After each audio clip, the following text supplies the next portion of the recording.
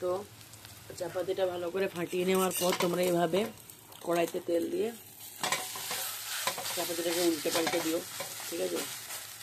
আমার চাপাতিটা এখানটা ভেঙে গেল একটু, কিন্তু খিদে এখন প্রচণ্ড লেগেছে, তো কিচ্ছু যায় আসে না। চাপাতি ভেঙে গেল না গুঁড়িয়ে গেল, টেস্ট মাস্ট হওয়া চাই, বাস দ্যাটস ইট।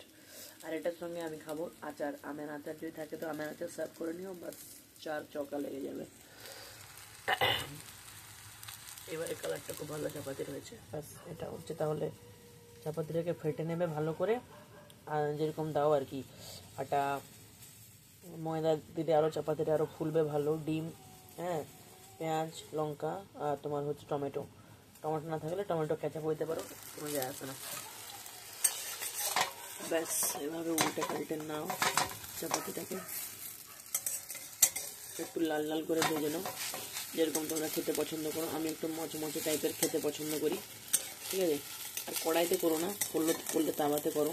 আমি তাওয়াটা খুঁজে পাচ্ছিলাম না, কিছুই খুঁজে পাইনি আমি টাইমে, এই জন্য আমি এভাবে করে দিয়েছি। খেতেও পছন্দ পেয়েছে, আর পুরো দেখো রোলের মতো হচ্ছে দেখতে, তাই না।